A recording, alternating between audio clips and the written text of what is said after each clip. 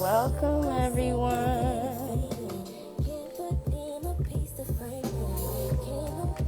Yes sir. Hey, look at y'all already know it. Y'all already hip.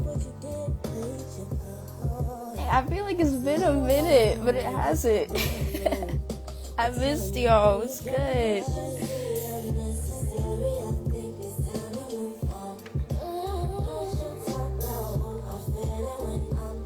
I hope everybody had a beautiful Halloween. I guess this is still Halloween weekend. Let me know what y'all costumes were. I didn't even have time to put a costume together.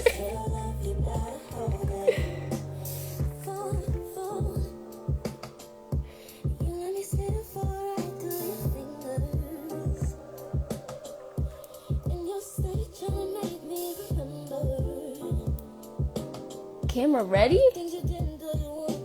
What do you mean, Birdie?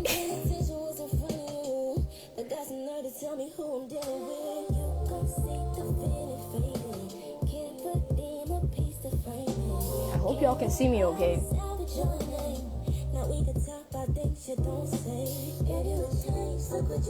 Also, happy Hip Hop History Month. I did not even peep that until today. I feel like today's guest is very fitting. I did not plan that.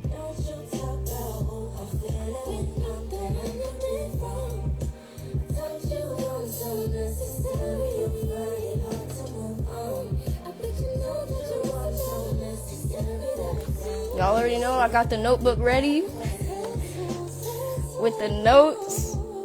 So many notes to be taken today. Jeez.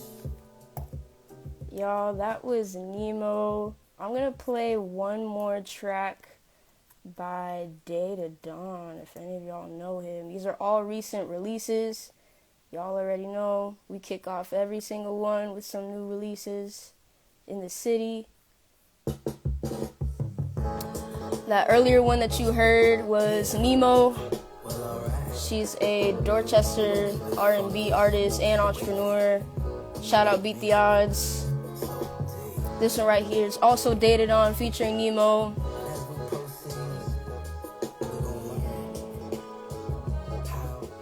Okay, JK. Man, I keep forgetting Instagram don't let me be playing too much. But yeah, that was Nemo. She's one of Beat the Odds artists. If y'all don't know about Beat the Odds, y'all gotta tap in, man. Creative youth development program and nonprofit organization out here developing a lot of the young talent coming up and doing a whole bunch of work within the arts and culture scene. What is good, y'all? Oh my gosh. I know we missed last week. There's a whole other event that I had to go to. It was like a mentorship event sponsored by the City of Boston. Shout out to the City of Office, the Office of Tourism, Sports and Entertainment, Concrete Life and Sport Exposure. Beautiful event for the youth. But we back. Happy November. I can't believe it's November already. Oh my gosh.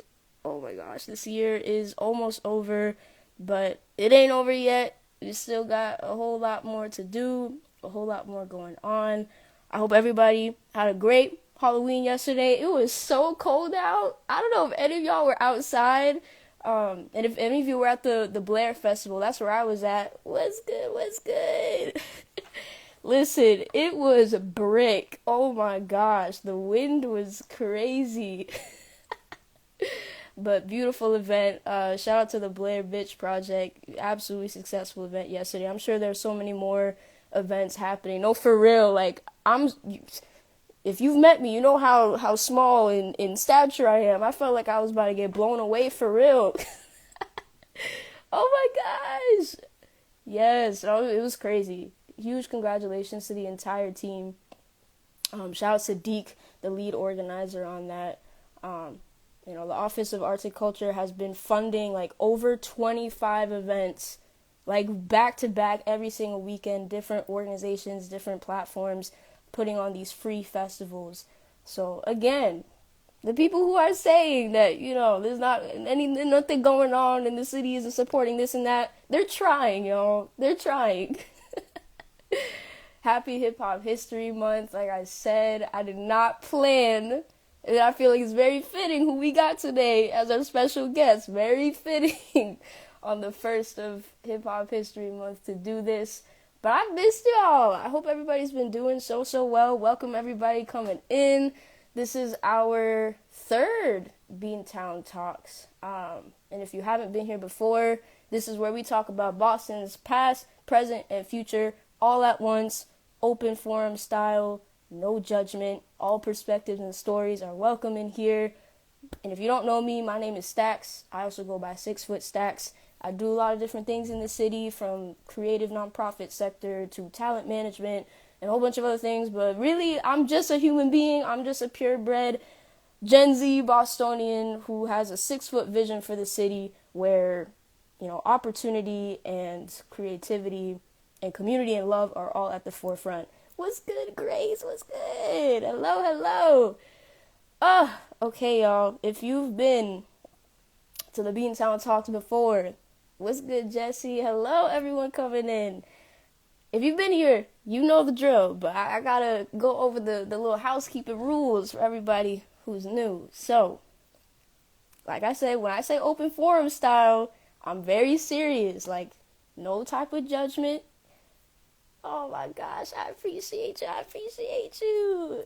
Now, we're changing the landscape, right? Like, all I'm doing is sparking the conversation and providing the platform. But, like, all of these things, I mean, y'all know, I could probably go up to all of y'all in here and ask you, like, how you feel about the city and what's going wrong and what's going right. Like, we all got a vision for the city, but, it takes, we got to come together with all these ideas and these opinions, man. It can't just be this constant, like, echo chamber of things that are going wrong, right? Like, this is what productivity looks like. So, again, like, I appreciate y'all for even taking the time on your Saturday to pop in. And some of y'all have been coming in every single weekend. If this is your first time, like, welcome.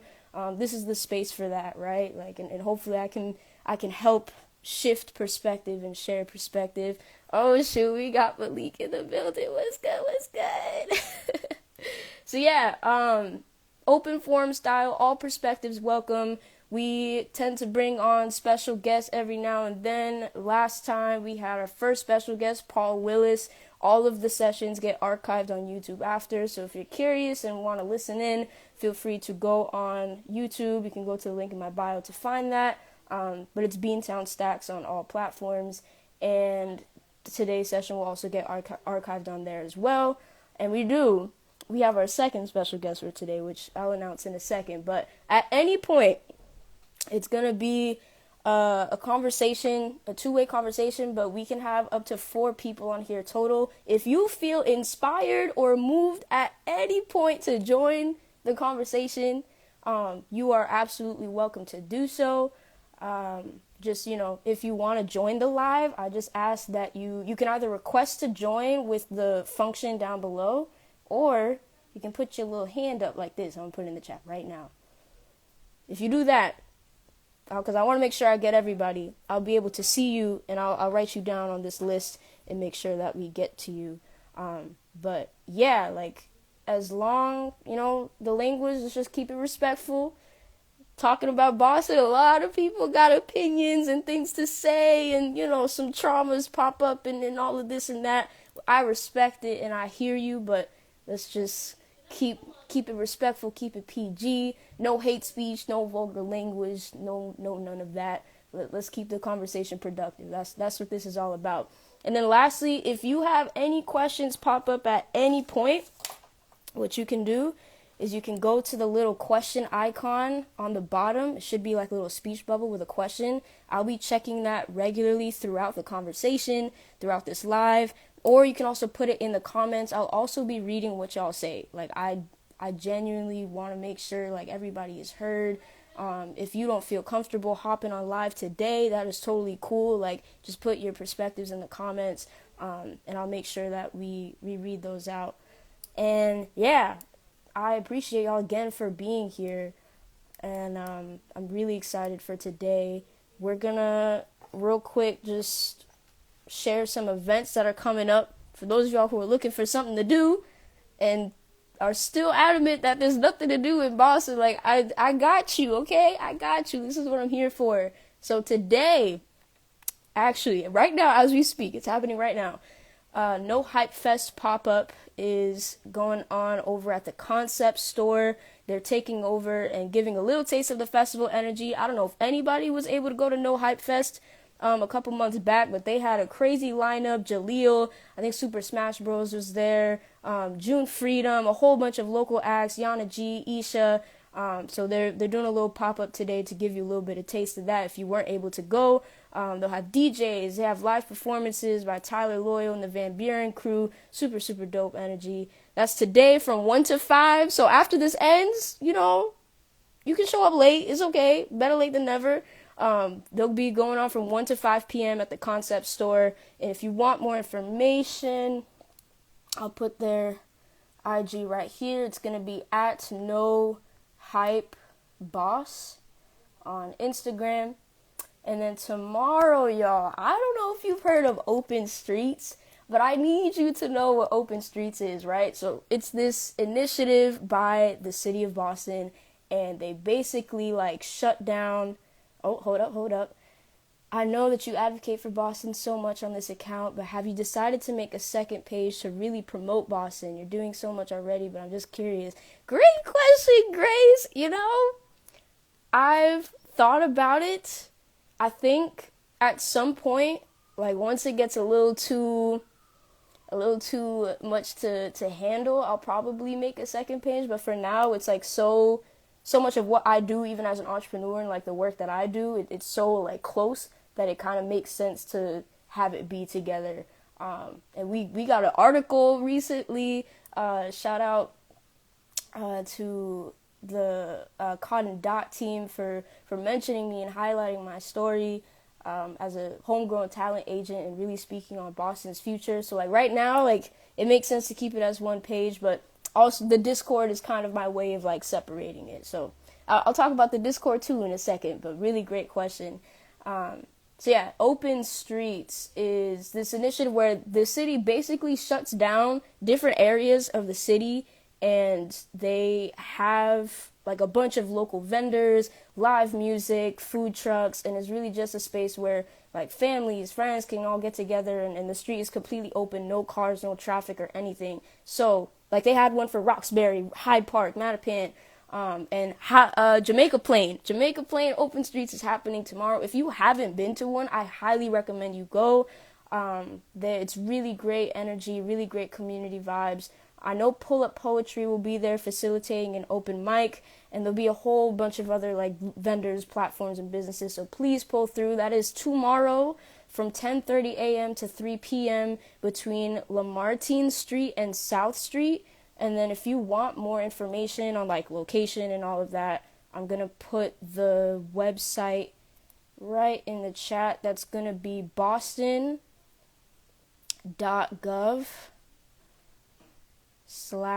look at me struggling, y'all, open dash streets, and that should bring you to their page. You'll just select Jamaica Plain.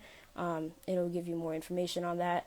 And then one more event, 'cause, I always give y'all three. I give y'all three, but trust me, it's a lot more than three that's happening these days.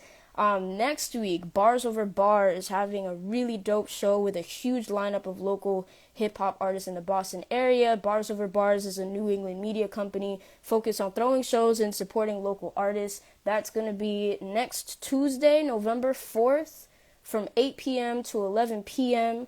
at the Midway Cafe.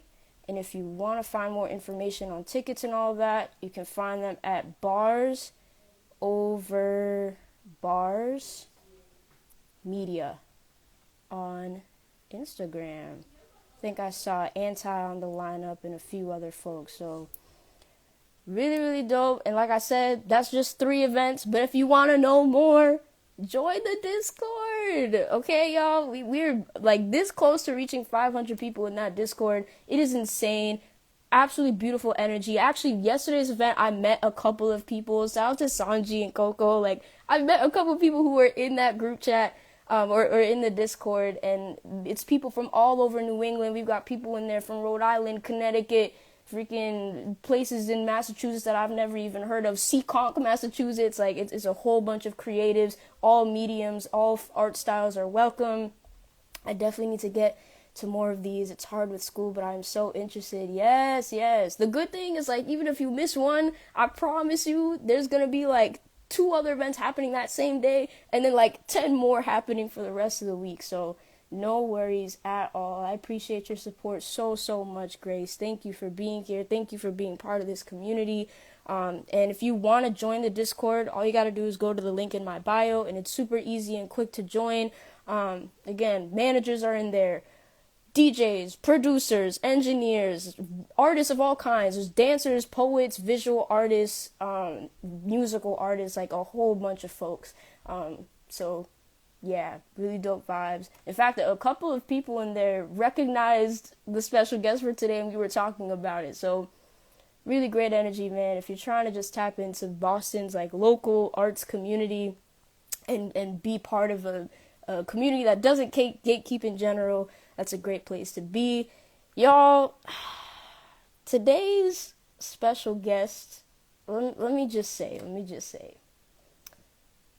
he is somebody who a lot of people say that he doesn't need an introduction, but he's gonna get one today, because I need y'all to know, okay? I need y'all to know. The first time I encountered this human, I say human because it's not enough to just say man. Like, y'all will see in a second. I met him at this campaign shoot for Embrace Boston. Shout out Embrace Boston. And it was a campaign that really spoke about, oh shoot, Paul Willis. Oh my God, the legend. Too many legends in the chat, man. This campaign spoke about Boston's history, much like what we do on these Beantown Talks, right? And you could tell immediately that he was a journalist and a historian off the bat, just off of how he speaks, the delicate word choice, the breadth of his memory. It's to the point where he can remember the day he was born. I kid you not. And I have yet to receive that story, but like it is fascinating. And just so y'all know, like, his storytelling has been featured in NPR, ESPN's Anscape, Complex, Mass Appeal, Ebony, OK Player, the Boston Globe, Boston Magazine, the Bay State Banner, and literally so much more. And for as much hate as the city gets, this man truly bleeds Boston and is at the forefront of making sure our truth is heard around the world. So I want y'all to throw as much love as possible in the chat for Dart Adams. Right now, I'm gonna get my notes ready. Oh my gosh. I wish I had that thing that, like, DJs have, the pew pew pew pew. Oh shoot, what's good, Dart? Hey, Oh my gosh. Thank you for hopping on. Thank you for taking the time out of your day. How are you feeling on this November 1st, this brisk November 1st? yesterday that wind was racist, misogynistic, everything you could imagine. So today, well, it's Hip Hop History Month, and this is when I make a significant amount of money. So I'm very happy right now. Yes. I fact check stuff. I have signed so many contracts over the last 24 hours, and it's insane. But seriously, I'm just happy to be somebody who helps keep the story and the integrity of hip hop culture alive, and help tell the story, because the problem is that people conflate rap music in the mainstream music industry with everything else. Yep. Like, there's a big difference between hip hop culture, what it is, everybody who represents it, everybody who pours into it, versus the music industry. And Right. there's a difference between being an artist, being a creative, and giving and pouring into your community with your art, and your culture, and your everything, versus the machine of the music industry. And I think people need to Absolutely. understand that difference. One is to like liven the world and the community and people around you, and the other is to like make a buck. You can Mm, do what you do and make money and earn a living, but it's vastly different than the corporate idea of what the music industry is. right. No, absolutely. Oof. Hey, you went in strong, Dart. Jeez. Mm. Now we got people in the chat saying amen, facts, right? Like, okay, started off with just fire, a word. Oh my gosh, Dart. Well, before we get into everything, I want to make sure. I know I gave you a whole extensive intro, but like in your words, can you tell us who you are, where you're from, and what you do exactly? For me, it's just about I'm from the South End, Lower Roxbury, born and raised in Boston. Grew up in a neighborhood where I had people in my community, elders, family members, extended family, because you know brown folks, everybody's your cousin.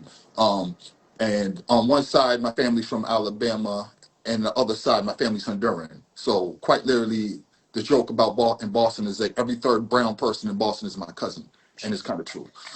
So growing up in my neighborhood, I grew up in the South End, Lower Roxbury, on Mass Ave between Columbus and Tremont. And you have the legendary Jazz Corner in that neighborhood. You have all these people who are like community activists, civil rights leaders. The NAACP office, which was the first in North America, was built in 1915, was at the end of my block at 451 Mass Ave. Wow. Directly across the street from that was the Harriet Tubman building. I lived at 487 Mass Ave. Directly across the street from me was Ella Little Collins, Malcolm X's sister. She was old and she was infirm. She was confined to a wheelchair, but people from the neighborhood would come and visit her Mm, because she also had a school and did all these other things. She's the one that gave the money for Malcolm to go to Mecca, for people that don't fully understand. So I'm growing up in this community, and Chinatown's not too far away, so I have neighbors who, you know, kind of live between 1950 and 1980. Chinatown triples in population. One, Boston's black population triples, you know, between like 1950 and like 1970. So I'm in the South End, Low Roxbury, which is overwhelmingly black Latino. We have some white folks that still live there, right? We have some people who are bleeding in from Chinatown because Chinatown's teeming over. And so we all build our own community. So what happens is I'm told about the history of the city, what it was before, everything else. I'm exposed to all these different things in Boston. So my vision of Boston and my idea of Boston is vastly different from the national perspective of it. You know, mm, when people think of like a melting pot where you're encountering people from the Caribbean, you know, Central America and all over the place, they think of New York, they think of Philadelphia, they think of like Florida, Miami, something like that. I was like, that was my experience my whole life. Now, in terms of music, everybody who was like in the jazz, funk, soul, and then also the disco, boogie, you know, funk space, and also later like the hip hop, rap into space, like the community. A lot of those people were right there in my neighborhood because mm, in my neighborhood is also Berklee College of Music, the New England Conservatory, the Boston Conservatory, and also like little independent places like different dance studios, different places that people taught music, you know, instruction mm, for themselves because they were professional musicians or what have you. So I was a little kid. I was born in 75, so I was a little kid, 76, 77, 78, and 79, thrust into all these communities, and I was a sponge. So I mm. saw everything from the early people in Boston funk, who were the DJs who were there with disco and everything else. I got to see everybody. People drive to New York, come back, ride the bus to New York, come back, and then like the records come out. People get signed to majors, everything. So I got to Wow. see all the early days of Boston music. So we fast forward about 30 years, and everybody wasn't there for that. So there's every Right. new generation of artists, music, you know culture. They have no idea about what came before. They don't. because the fact of the matter is that in Boston, a lot of the people that were out there signed doing music didn't blow up. Didn't They were like making a living, so if you don't see that person be a superstar, then in your mind nothing happened before. Mm. And like the one superstar we had probably from that era was Donna Summer. Mm. And Donna left Boston fairly early. She left Boston, right before the 70s, and then she went overseas. She was in Germany, she was in Italy. And then when she had like blown up in 74, 75, 76, people from Boston were like, "Oh, yo, it's Donna." But nobody else knew, Wow. right? Like Boston didn't really claim Donna Summer until she died. I'll keep it a buck. The Mm. city, the community always did, but the city didn't claim Donna Summer like they do now. The skate parties and all that other stuff until she passed away. Wow. Now we all knew. So this is a thing that happens in Boston. We get mad that the young people don't know about the history, but by the time they come up, it's been wiped away. Roscoe's Lounge didn't exist when that era of kids who crunk came up and hip hop came up. So they weren't going to the talent shows. They weren't at the Strand Theater for some of these events. They weren't going to the Lee School for these talent shows. They weren't going to the Blackstone or the Quincy seeing these. And the Blackstone and Quincy, these schools were built in 1975 each. So these are new spaces. So what happens is we have young people who keep saying that we need to put Boston on the map, not realizing that the map was made by somebody from Boston. Mm. It's like I was telling you. And so with music and art and culture, it's like they look up and they're like, all right, so who's still out there, who's still doing it, who I'm going to look at. And a lot of times the only North Stars they have are New Edition and they look up here and it's like Ed OG still touring overseas, is still making albums and still making records. And it's like, oh, so that's all I have to look up to. That's all who did it. You know? And some people it's like they still getting yelled at by Ray Dog. So Mm. it's on online. So they think that that's all there is to it. And it's not true, but you have to show them the breadth of the history and the culture and the richness of it for them to fully understand. And again, it's not your fault. I tell people, man, libraries are massive, libraries are huge. When you walk into a library, you don't know where to start. Mm. You have to have somebody be there, be like, all right, what do you want to know? And then lead you to it. So, and then the internet, you could just Google it. Where do you start with the Google? And then on Mm. top of that, with the way search engines are now, just keep it a buck. Search engines are horrible right now. So I research for a living. I know exactly what I'm looking for. And also when I'm searching, I have the advantage of knowing that item that I found is false or wrong. Mm. Nobody, if you weren't there, you don't know. So I Right. hate when people are just like all you have to do is do research. You have to know how to know how to research or how to do research effectively in order to do research that gets you to your goal. Right. So Right. so it's harder than people say it is. Like these kids don't know anything. Like, bro, I do this for a living. It's hard.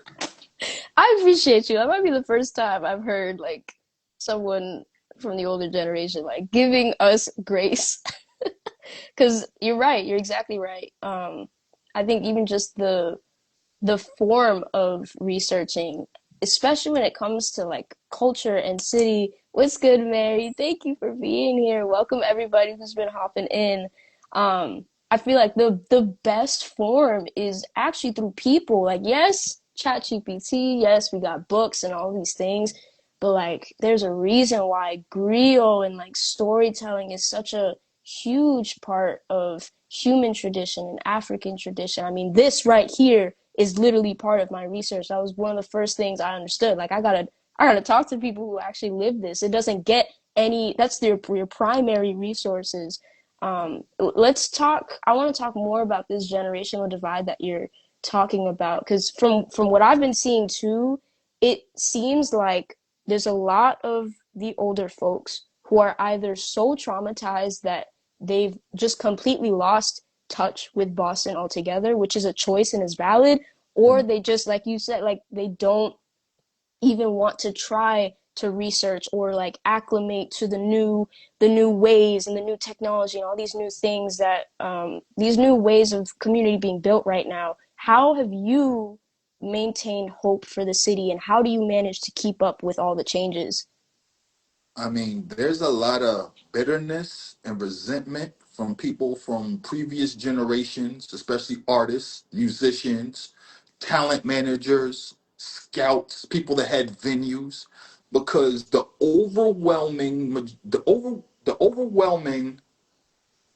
wave of racism, of prejudice, of just laws that they had to deal with in the 70s and the 80s. Well, let's go back to the 60s into the 70s and then the 80s, because it compounds like Mm. like interest rates, right? What they had to deal with just to be out there. And this is a time when Boston just didn't promote or uplift anybody brown. Like, they barely do it now, but they absolutely didn't do it then. Mm. So that's the difference too. And now I've talked to people from previous eras, like all these people from the R&B soul groups. Like, back in the days, we had a famous R&B doo-wop group from Boston called the G Clefs. They're from Roxbury, legendary Mm. singing group. You gotta, you know how much research you have to do to find anything on the G Clefs, to find a picture, anything. The G Club should be a name that everybody knows off the top of their head. They should be able to be singing their songs. But why don't they? There's a reason. There's a lot of generational trauma involved. Just like when your some of our families move from where they were and they don't want to tell stories about the old country because they don't want to put that on the shoulders of the kids here because you can start a new life. It's something like that, right? But in terms of how hard it was to be an artist, just to find Mm. a regular venue to perform in. Then when you have one that's thriving, it gets snatched away. Roscoe's Mm. Lounge no longer exists. The Sugar Shack no longer exists. Um, I could just run down the list of so many places. The Skycap Lounge, all these places that people used to come to perform. It was so bad back in the days that people used community schools as venues. The Lee School became a venue. The Blackstone School became a venue. The Quincy School, which is in Chinatown, became a venue. You could perform in the at the James P. Timothy. Like, Yeah. why can't we find a venue to hold these people? And then, like, the venues that were in the rock community, they were like, yeah, we'll let R&B, soul, funk, and rap artists perform. Got shut down. The Rathskeller no longer exists. The Channel no longer exists. So this is the type of thing where it's like, how come we don't know? Well, also is because the music industry is extremely predatory.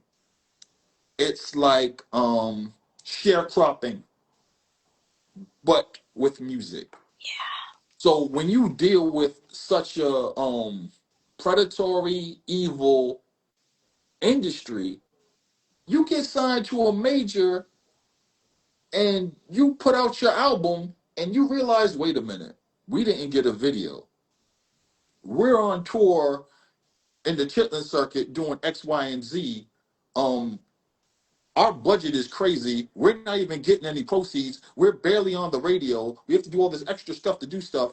And then when your first album doesn't do well, they sign somebody else who's pops, and they're like, well, we have these two other acts to do what you do, and they're better, so we're just going to drop you. So now you're Mm-hmm. back in Boston, right? Mm. Well, this is the case with R&B, soul, funk, jazz, and rap artists. There's a stretch where people like young people don't even know how many rap groups or individual artists, rap artists, were signed to majors between 1989, 90, 91, 92, 93. Mm. There was a time where like every other person in the city had a record deal. But you know where they were? On the bus, like me. Mm. On the orange line, like me. On the red line, like me. There was a time when I knew people that had songs on the radio, and I see them in the A&P, in the Purity Supreme. This is how far back in Boston I'm going. Y'all gonna have to Google what an A&P and the Purity Supreme even is. And they're shopping with money that isn't green. It comes out of a book. Mm. They're on food stamps. And I'm like, wait a minute. Aren't you signed to a record label? It doesn't matter because the industry is so shady that that's another level of trauma that a lot of these former artists are Wow. really bitter about today. So when people wonder, it's like, how come nobody wants to give things a chance? Well, if you talk to an artist from the 60s and 70s and 80s in Boston about the places they performed, the studios they had to go in, the people that booked them, Mhm. none of these people exist anymore. None of these companies exist anymore. I could pull up pictures and you'll just be like, you'll I've done this a lot of times. Google Map search that address, and you'll go to that address, and it's like there's nothing there. Mm. You're like, wow. That would hurt me. A place that I used to go and everybody used to perform at, and there's pictures of us in my old book standing in front of, doesn't exist anymore. So, like, that's the other part. Also, you think about people in other cities, right? The ones that were successful. Even then, like the people out of Detroit, the people out of Philly with Philly Soul, New Orleans, Chicago, even if they got out there, they performed, they were successful then. They're not seeing any money from they're not seeing royalties, they're not seeing money, Mhm. they're not seeing residuals from their success in the 70s and 80s now. So if you actually got famous, if you actually became a name, if you actually got out there and you're still struggling today, imagine artists from Boston, Massachusetts, and New England who didn't even get the opportunity to be famous and they're struggling today. And they had to just completely Mm. change their life over and say, all right, I have to completely go away from music, go away from arts. And if their children or their nieces and nephews or their relatives or something gets into it, they immediately have this reaction, this emotional reaction to I don't want you to deal with the same pain I had to deal with in this industry Mm. region, and they can't fathom that it's better, or they can't fathom that you're not going to go through with it because, as Right. I said, you stacks. There are these things called record stores. There are these stores to sell vinyl records. And there are racks and racks and racks and rows and rows and rows of vinyl records. And when you go through those rows of vinyl records, you're like, I don't know who any of these people are. There's a reason. All those people signed to majors. All those people had albums. Some of them had multiple albums come out. And Mm. you'll be hard pressed to find, wait, so all these people put out albums? Some of these people had record deals for years. And I guarantee you that these records that you're buying right now, they don't see any residuals from them. They don't see any benefits from these, and they probably just were middling artists on record Mm. labels for years, and that's pretty much the overwhelming majority of people who ever get signed to a record deal. Mm. Let me ask you a question. When the shift in the industry happened with independent music, Mhm. I'm sure the impact it had, like just the concept of now like being able to do it for real without being attached to a traditional major, what kind of impact did that end up having? Specifically in Boston, Massachusetts, and New England, it was very different because let's say it's the rap industry, right? The rap industry, we used to rely on you put out your stuff independently, you build your name, you get the attention of a major record label, you have your meeting, you have your negotiation. Hopefully, you have some type of leverage. Please, God. Hopefully, you have some type of leverage so you can negotiate a better deal. There's a Right. standard $35,000 advance. Uh, we take half your publishing standard. Uh, um, you do X, Y, and Z. You sign this, you get points, trash, an amount of points. So that's standard. You're getting robbed standard. Standard is Mm. a robbery, flat out robbery. Um, and so you get signed to a major and then what have you. And then you hope you do something. You hope you Right. recoup. You hope you have a hit. You hope that you manage to stay afloat. Boston and Massachusetts has the highest concentration of colleges and universities anywhere. 90 Boston proper is 90 square miles. You could fit the entirety of Boston in the borough of Brooklyn. All right? But you have so many colleges What? and yeah. You could fit the entirety of Boston comfortably in the borough of Brooklyn. Like Jeez. 6, 7 miles away from me is a town in Massachusetts with its own police force. 6, 7 miles away from you living in Brooklyn is another neighborhood in Brooklyn. Mm. Right? So what happened was you have all these colleges, universities, you have all these college radio stations, you have people who come in from everywhere, and they all support local music because some of them are from the city and want to move, and some of them have never been here before and don't know the rules, and it's like, I'm willing to go out there to go anywhere to just be a part of a scene. And they're building a scene because they don't realize that all the things that happened before you're not supposed to. They're like, they don't care. We don't care. We're gonna do it. Mm. So when that happened, we had a bunch of like underground MCs, producers, managers, indie labels. And what happened was everything blew up. People started listening to music from Boston to Massachusetts, from overseas, the UK, Italy, Japan, Korea, Wow. all over Europe. The what was Russia, big on Boston rap. Europe, big on Boston rap. So what happened was you have guys like Acrobatic, Mr. Lift, Rex, uh, Term and Ed Rock back in the days. Now he's Easy Money. Ed OG. Like we have all these artists that like were in our scene, but they were big overseas. And then the producers were another level because Boston, for all these colleges and universities, we had this insane record collecting, record digging, beat culture in Boston. Mm. I would go out into, I would get on the orange line and get on the red line. I would walk all around all these different neighborhoods. I would go to all these different like record stores in your ear, which no longer exists like that. Looney Tunes, which no longer exists. Like there were all these different record stores. Wow. And we would dig and find records. And there was this dude named Boston Bob who used to work at In Your Ear, and he used to also go to the Roosevelt Hotel record events. So he used to sell records to all these big name rap producers, and he would come to us. He'd be like, "Hey, check this out. Look at this." And he would just like put out like independent beat projects and stuff like that. So Austin had this really thriving underground scene. So what happened was Yeah. we had these independent record labels. You had Brick, you had Detonator, you had Commonwealth, you had what was homie's record label who he was directly across the street from Tower Records I used to work at, Biscuit Head.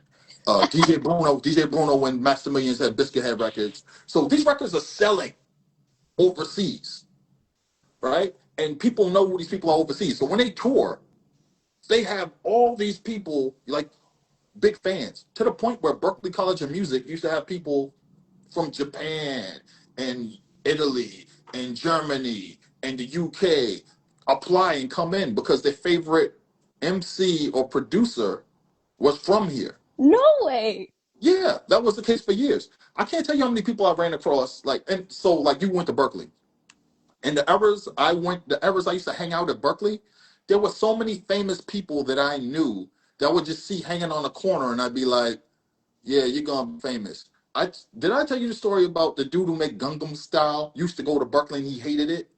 Oh my God. Yo, so Psy, he went to Berkeley, he hated it because he wanted to be in the music industry and he thought there was too much stuff going on. And he was like, he wanted to Mm. be in the scene, he wanted to make the music. So my brother and I, there used to be this channel called International Channel, and we watched International Channel, and there was this video that came on because there used to be this show called Music Video Heaven. It used to show Korean music videos, and see this dude. He had a video called A Bird, and I'm looking, I'm like, I know him. That was Psy, and then there was this another dude Wow. called Jinu San used to make videos, and he would be hanging in the background of the Jinu San videos doing cameos. And I'm like, yo, I know him. I used to hang out with him in Berkeley. It's Um, nuts. but like, there would be a lot of cases where it would be like somebody from overseas, from like Japan or Korea, and they'd have full careers back home, and they would come to Boston to chill, or they'll come to Boston to go to school. Mm. But like, that's the thing about Boston that people don't understand, right? Um, there are people who had generation upon generation of failure and disappointment, either with the Yeah. scene, the venue, the reach, all that stuff. But then in that era when the independent artists started, making noise, it was weird because you have your little independent record label here, you get your recognition, what have you. But when they went overseas, all of a sudden, there'd be people lined up, who knew who knew your stuff word for word in a language that wasn't even their native language.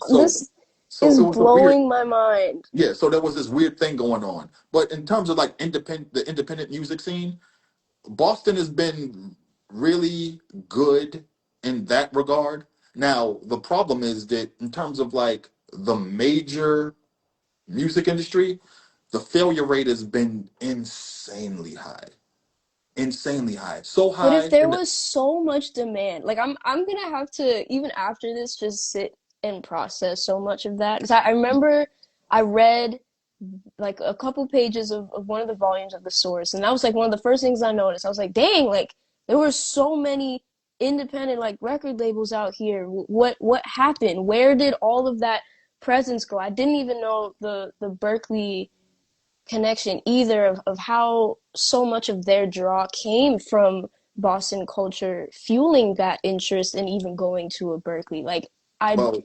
how if there was so much demand for it overseas, why was the failure rate so high? so and this is wild too. The reason why like Berkeley was so involved in all that is because almost everything that was involved was on Berkeley's campus in the area. So we're talking about that stretch of Mass Ave and then that stretch of Boylston. So I said Looney Tunes. Looney Tunes was on Boylston. Um, there were two places that people used to buy their equipment from. There was a Daddy's Junkie Music on Mass Ave, and directly across the street from it, there was this place called E. Wurlitzer. You had to go downstairs. I did an Instagram post about all this, about all these places, right? And people used to go, they used to buy their equipment, used to haggle about, yo, I want to buy this beat machine or these turntables or whatever, or I want to buy like this guitar or what have you. And they were like, but they said it's $25 less. They say it's $50 less, so all that stuff. So the reason why that happens is because all these things were on Berkeley's campus, and also there was a stretch of time in the early '90s where you couldn't be a rapper or an MC and be in certain venues. So what you had to do Mm, was you had to team up. And this is also the era of the early '90s is also the era of like alternative rap and also mm, the jazz spoken word fusion era. So what they used to do is say, all right, how am I going to get in these venues? I got an idea. They went to Berkeley's campus and they were like, I need to find some musicians to be a band. This is straight up, be a band with me. And then I need to find somebody who's willing to be in the band also doing spoken word, right? So this is how, have you ever heard of a group called the Spooks? no. Okay, so there was a group called the Spooks in the late '90s, and it was this woman, Ming Xia, and like three dudes that rapped, and they had a band. And that was like standard for that era. I'm talking like 91, 92, 93. Then you had groups like Jazz Hole, Vertical Hold, like stuff like that, where it'd be like vocalists, jazz musicians, and dudes rhyming. So that was a standard thing that happened. So everybody was on Berkeley's campus for a lot of reasons. Now, your second part of your question is like, how did the demand die? The independent music industry uh, went through an explosion, a pop, and it had a bubble, and that bubble burst. So that bubble burst between 2002 and 2004. Because what happened was there were two music industries separate and unequal, but they were still thriving. Like there was a time when like Raucous was pretty much a independent label that acted like a major. It was an independent label that acted like a major. You had other labels like Priority Records, which was Mm, also a distributor. Then on the Boston side, so there was a label in Boston called Landspeed. And Landspeed was not only a label, it was a distributor. So what happened was people from all over would come to Landspeed Records and they would get deals, just like it was Fat Beats in New York. But what happened was a lot of cats were from Queensbridge. So we're talking about, and if you don't know who they are, it's gonna be fun for you. Mob Deep, mm. Lakey the Kid, Cormega, Infamous Mob. And the thing was that they came to Boston, got record deals, put out their records. They did fairly well. But what happened was they were late getting payment. So a Hmm. lot of times these dudes from Queensbridge and the Bronx and Brooklyn would show up in Boston asking where the land speed offices were, run up in them offices, leave with a check. Now, what happens is between 2003 2004, there's a bubble burst, and two things are majorly responsible for it. The P2P sites era, leading to the era where everybody's online 24/7. People have Mm. internet modems, they have DSL, all that stuff. But also, what happens between 2004, 2002, and 2004, besides people being on the internet all day long, is message boards start getting more sophisticated. Oh So wow. people are able to bootleg not only from major labels, but independent stuff. And at the time, the independent record space was its own entity because they were making money from everybody overseas, shipping stuff overseas and everything else. So they were making money too. But the money died out because everybody also started getting these DAWs, which means like Yep. digital workstations, digital audio workstations. So people were stealing, you know, play things like Fruity Loops, Yeah. like all these different things, and also like in the UK, they discovered that we could make beats with a PlayStation game. So people were straight up making songs with this PlayStation game. They bought a PlayStation game where you could make music.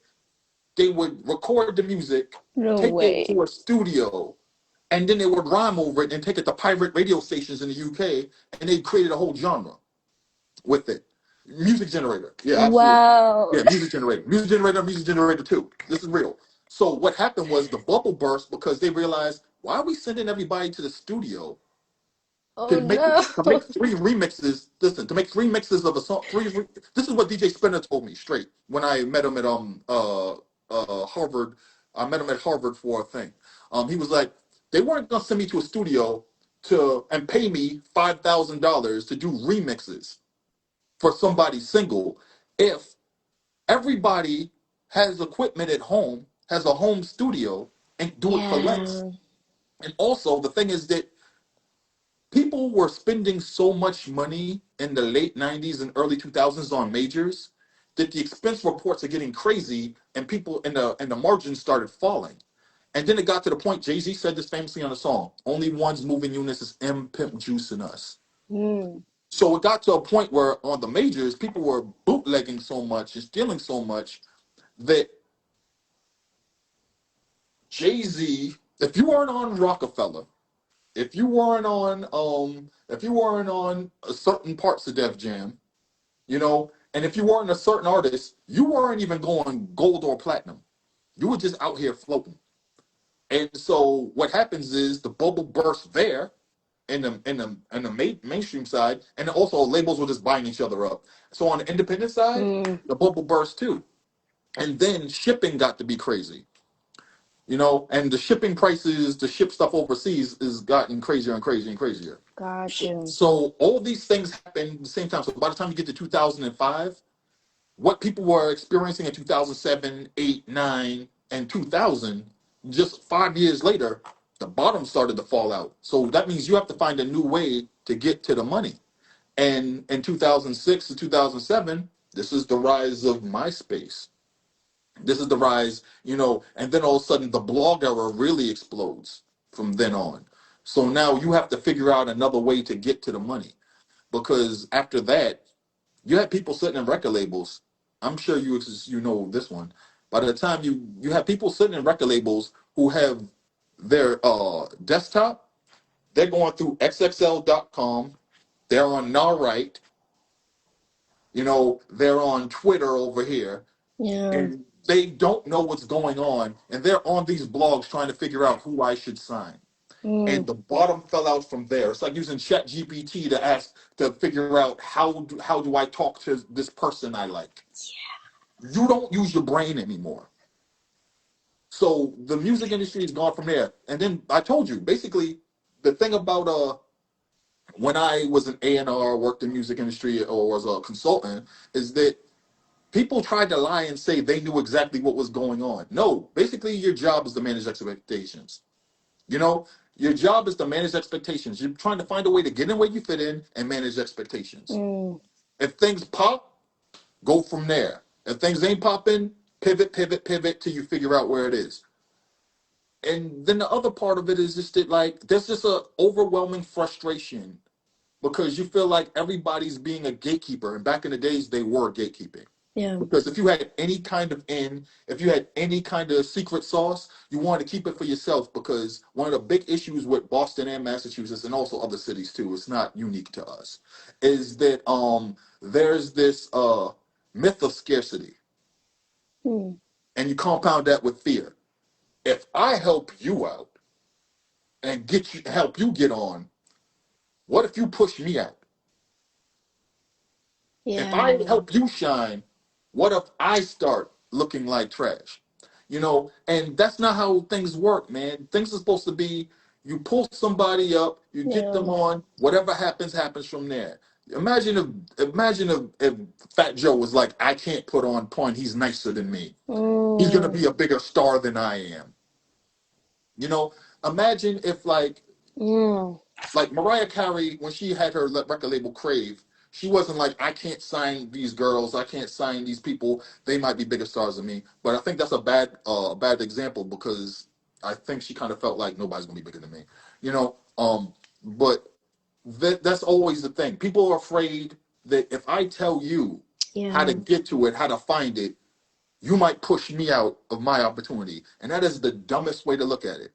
One of the biggest, like, okay, I'll say this, right. Back in the '90s, when we had so many people sign the majors, we had so many people sign the majors. We had Tam Tam, we had T Max. Some of y'all like, who? We had Tam Tam signed to a major. We had T Max signed to a major. Homework was signed. Classic Example was signed. Jeez. Finest Hour had a record deal. Perfect Gentleman had a record deal. Here and Now, Wyatt Jackson had a record deal.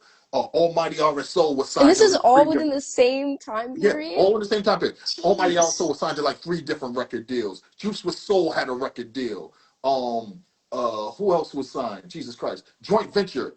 Funkmaster Flex came to Boston and signed joint venture himself because he was working at Profile Records. Who else had a deal? Ruffa signed a deal. We signed a deal with MCA. Everybody had a record deal. Everybody had a record deal. But here's the thing: how many of those people had videos? Hmm. And when they had videos, could you have people from your city in the video supporting you? Could you have them featured on your album?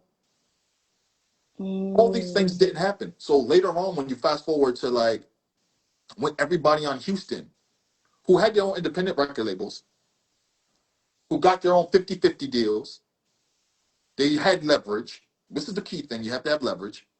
When they did this, everybody's in everybody's video. Everybody's featured everywhere. Everybody in Hmm. Atlanta, everybody's in everybody's video because they had Dallas Austin, when he got his record deal, his record deal was for his label Rowdy, and then he put people on.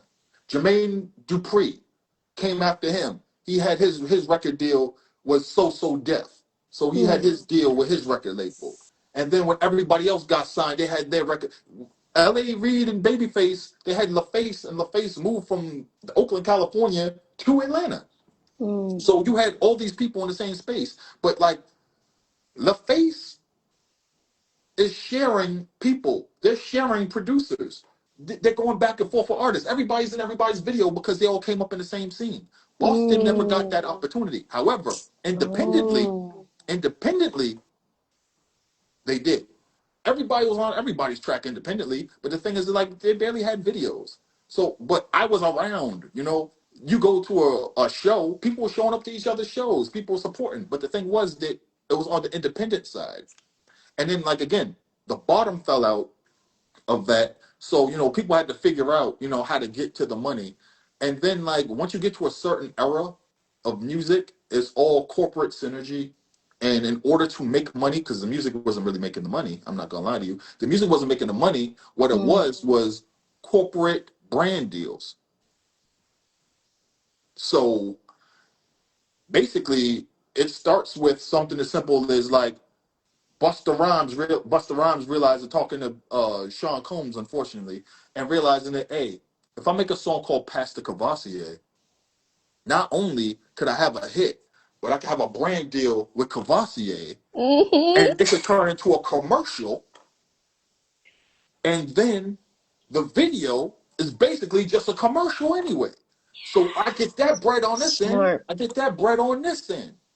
So it gets to a point where people are like, I'm gonna make a song as it be catchy, but it just can't be a song. What are people doing out in the world? Well, everybody is using rideshare. What's the most popular rideshare? Uber. So we're gonna make a song called Uber Everywhere. So not Mm. only is it a catchy song, but it could be a commercial for Uber, so I can eat off of it. Right.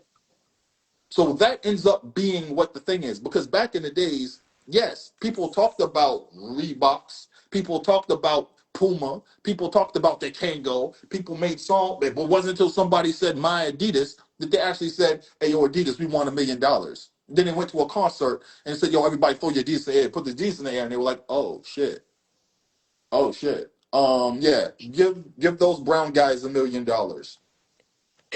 So that was 1986, right? And the thing is, like, that wasn't even the first time that happened. They put swatches on the Fat Boys in 1984.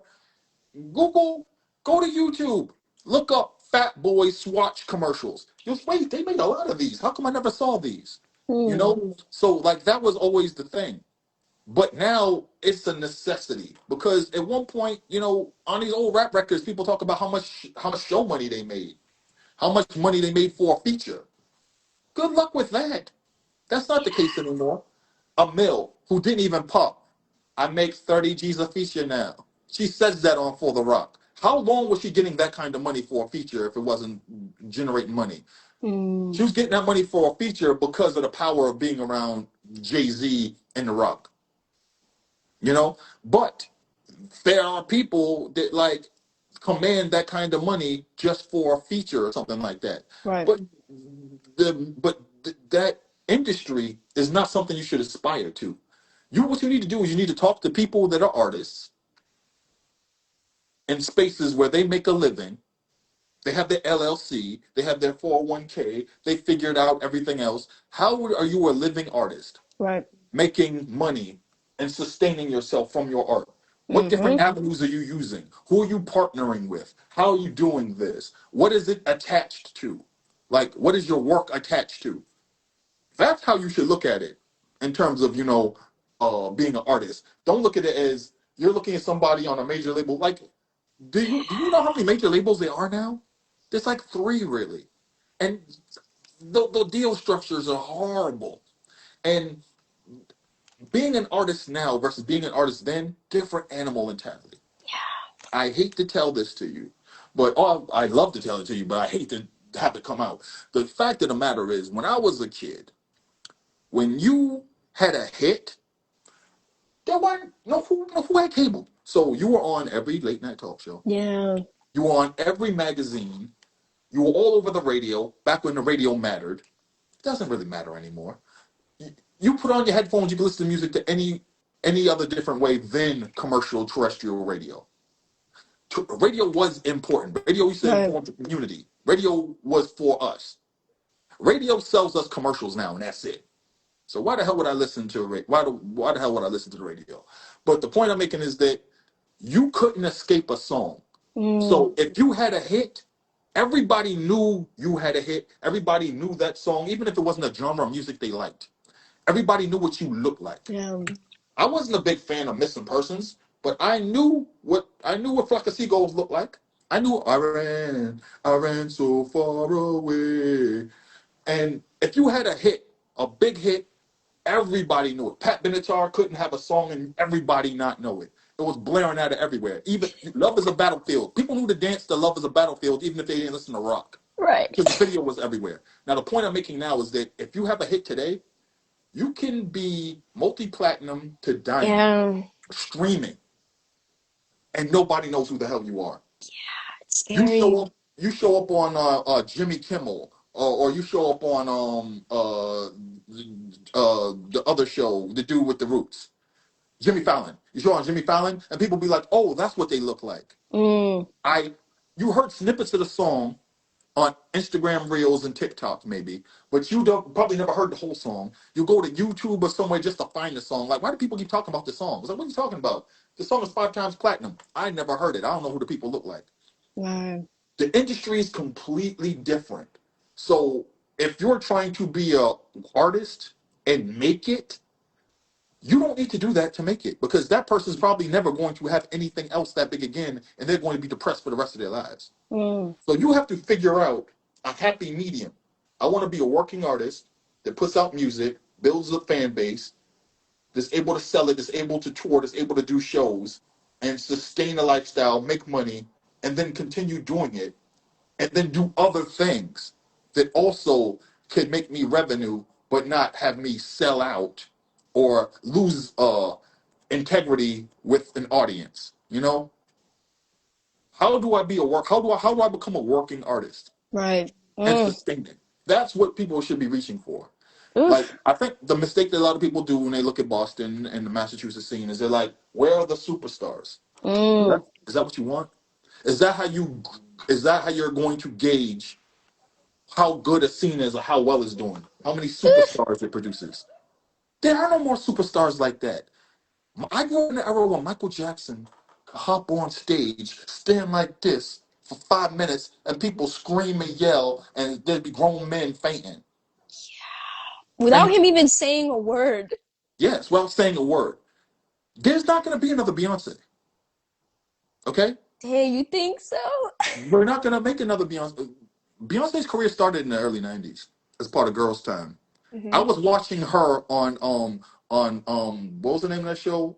Star Search. The first time I ever laid eyes on a Beyonce Knowles was on Star Search in the early '90s. It's a group, as part of a group, Girls' Time.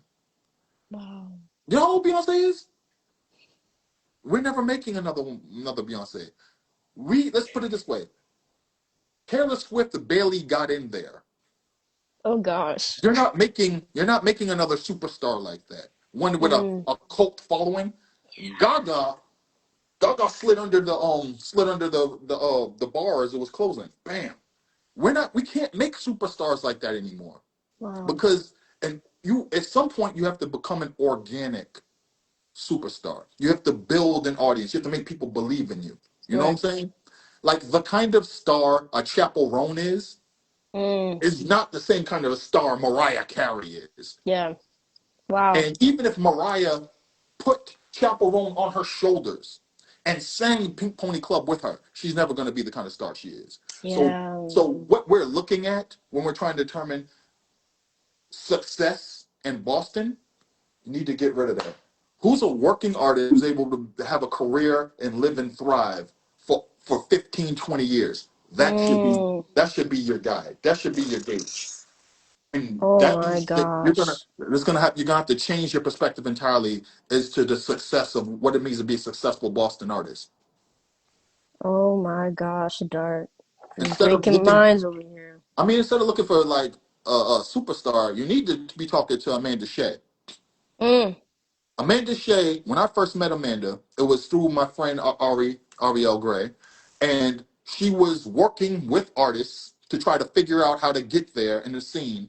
She was an artist manager, she was a dot connector, she was Mm. just all these other things. So if you want to figure out that's the person, these are the type of people you need to be looking at. Shout out Amanda Shea. She put in the work. Oh my gosh.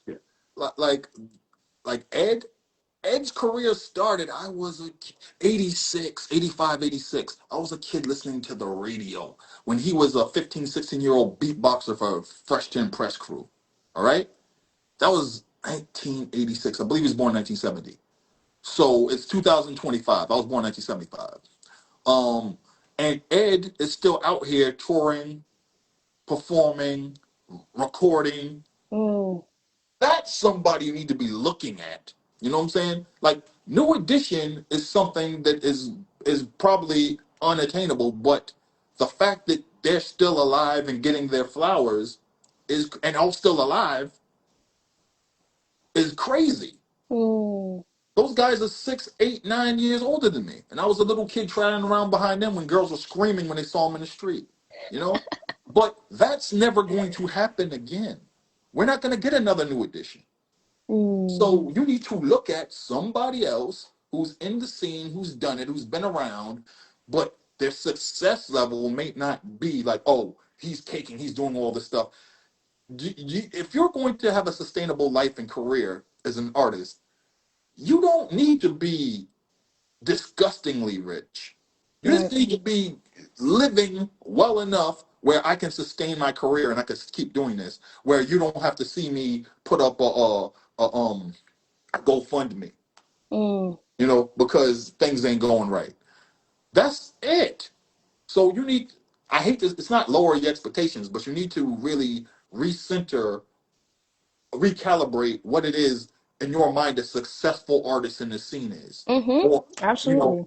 because there are a lot of people like when I look at Latrell James and Mm. Oompa and Cliff Notes and C4 and Exit Fame right now, and I'm just like, I remember, or I talk to an Avenue now. Mm. I was in Laced, I was in Bodega, I was along Newberry Street, Columbus Ave, all these different places, talking to these people back in 2010, 2011, 2012. When I Wow. first met Dutch Rebel, it was 15 years ago. And she was an up and coming artist going back and forth from school. And that was the early days of the famous nobodies. Look at Mm. Real P now. Real P got gray in his beard just like me.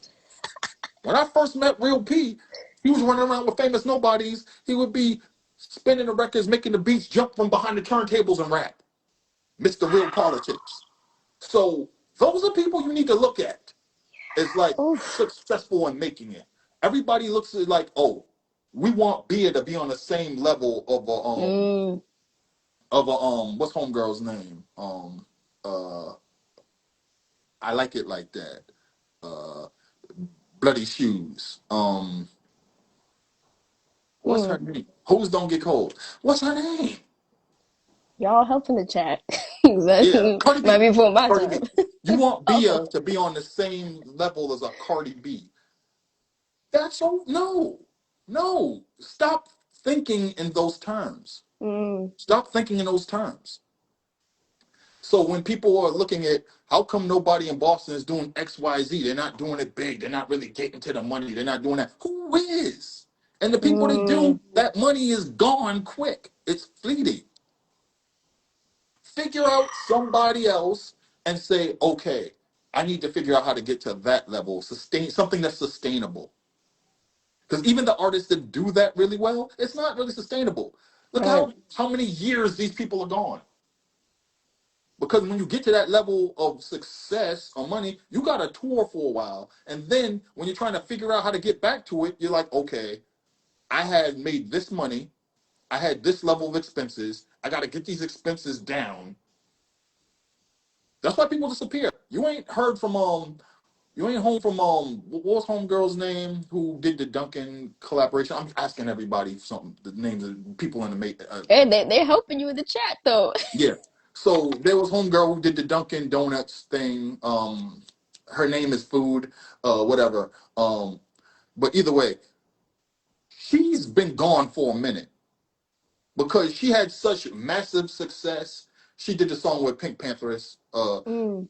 All the success Talking about Ice and Spice? yes, Ice Spice. So see what I'm saying? I could tell you the names of everybody who's independent, who's underground, and everything else. Anybody successful on the site. And I remember, I joke and say, I remember the day I'm born. Like what? You made money? I don't even know who the hell you are. Ice Spice, yeah. Paul be typing it slow. ICES.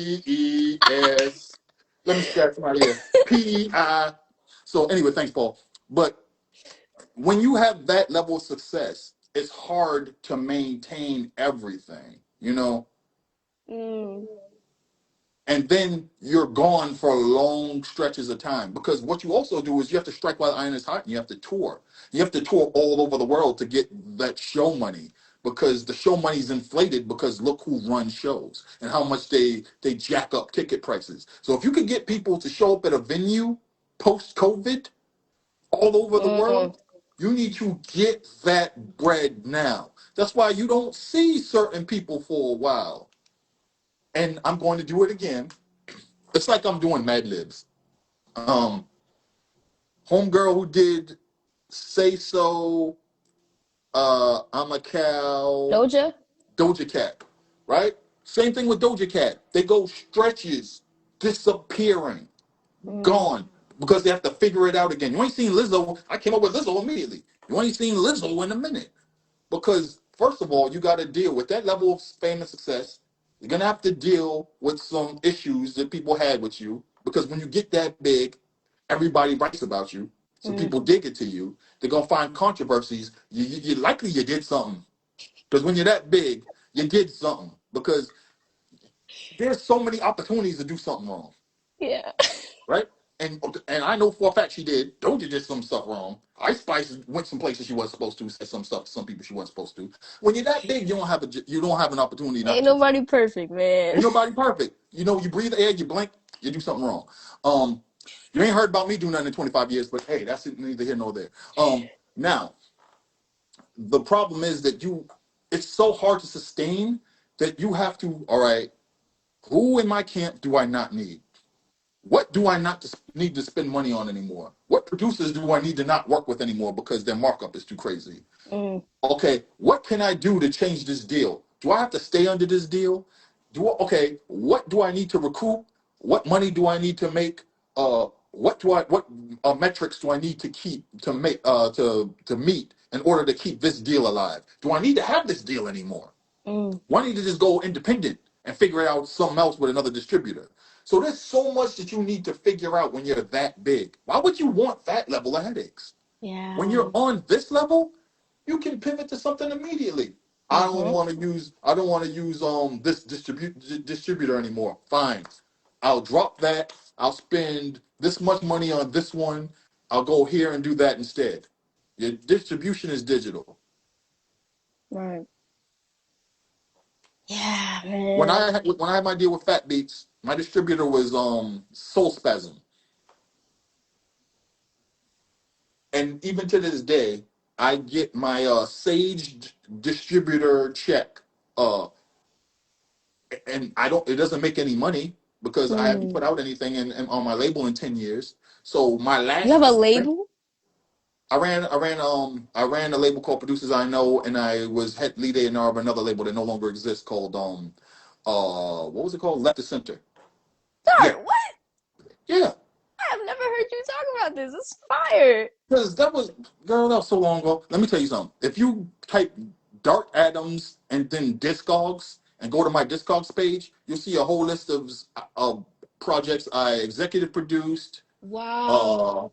I either executive produced, I A&R'd, and all this other stuff. It's like I think it's like up to 53, and that's not everything. I started Oh listening to my stuff during the pandemic gosh. when I thought this is going to be my legacy, and then I was like I stopped.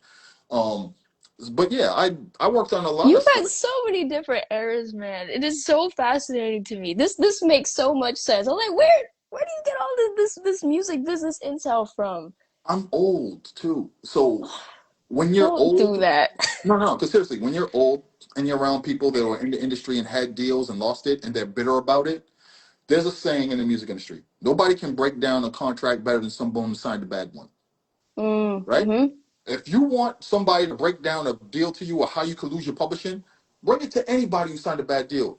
Nori, ask Nori, how Mm, can a record deal go wrong? What's the in a clause? That man is not a lawyer. He is now because he signed a horrible deal when he got in when he was with CNN. And I could mm, tell you I talked to the person who gave him his first deal. He's no longer with us. Combat Jack. That was my dude. We used to sit up and talk about how horrible, how inequitable, wow. how the music industry was basically sharecropping, a new generation of sharecropping. It was just above slavery in terms of Mm, Public Enemy is a famous great act. They mm-hmm. signed one of the worst record deals in the history of history. New Edition.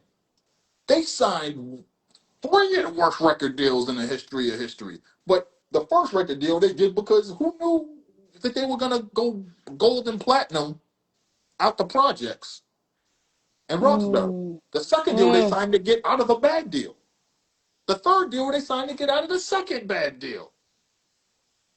New Edition didn't get all their rights and receive the royalties of their back catalog until they finally got off of MCA, who they were signed to from 1984 all the way to, I believe, 2005, until they signed with Bad Boy. Wow. So they got 22 years. 22 years, they were just like, Wow. musicians had to tour constantly in order to keep the lights on. But now Mm. they actually make money from their back catalog. And it wasn't until like 1986 or 7 that they finally got the rights to their name. So for 5 years, Oh the name shoot. New Edition was in there was a court battle over the name New Edition because who owned it? Did Maury Starr own it? You know, and it turns out no, it didn't because it was given to them, by the guy who's still with them. And so they got to keep the name New Edition. They were performing as New Edition while the court case was going on. I have the whole And court you case. would never know. I have the entire court case. I have the entire thing. So like, there's so much that happens with this industry that I was around for as a kid that I retained it. By the time I'm 16, I know what a bad record deal looks like. I know what Wow. standard advance is because so many people that I knew, I couldn't like. There's a YouTube video where it's me and Noble of the Museum TV, and I go down from 1979 to it was then 2020. Well, I went from 1979 just to 1996 for that video, and I did this video 5 years ago. It was right before the pandemic hit. Um, I'm sitting in the same chair. Well, no, different chair, same space. And I explained to him all these acts that were signed and had deals. And the thing is, I knew all of them because I knew all of them. Boston's the size of Shaq's Mm. left shoe. So Yeah. when Picture Perfect signed their deal and they had their two songs on the radio and didn't have a video, well, signed to a major label, and one of them got pregnant and they got dropped, they could come back to the block and tell you everything that went wrong with their deal, from the Wow. negotiation to the paperwork that said what they weren't getting. When TLC were the biggest act in the world, and Left Eye went straight down and told you how they didn't make money, I knew immediately. And what Left Eye left out was that, and the same thing happened in Vogue. In Vogue and TLC, First Second Nature were both in developmental deals. Hmm.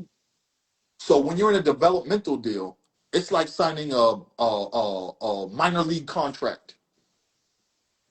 Here, you might not make it to the pros, but we're gonna work with you and mold you until you can. Now here's the thing: Mm. the person Mhm. signing the deal doesn't know. I need to renegotiate the terms of this deal if we get signed to a major. Because the developmental deal is just you hanging on to me appearing in videos, me being in the background, me hopping on a song on your album, not about our album. And that's why I Mm. went in Vogue. And Vogue wasn't even in Vogue at first. In Vogue was first, there were a group called Vogue. And they were with Foster and McElroy, because Foster and McElroy had an album called FM2. So they're singing background. If you look at Foster and McElroy's first videos, these girls singing in the back, that's in Vogue, before they went in Vogue. Mm. Now, with TLC, if you watch a video from Pebbles called Backyard, watch that video, you're going to see Left Eye and you're going to see T-Bars. Oh, yeah, because Chili was dancing for Damien Dame. Mm. Yeah, so Chili, if you watch the Damien Dame videos, there's a girl dancing in the background, that's Chili. So Wow. she had them to a developmental deal to Pepitone. So when they signed a developmental deal, whatever, they get the deal, they didn't alter the contract. And it's the same thing that happened to New Edition. New Edition, when they were on Streetwise, that contract they signed started back when they signed the contract when they won the talent show. Who in their family knew, hey, we need to renegotiate the deals of this thing if you're getting signed to Streetwise Records.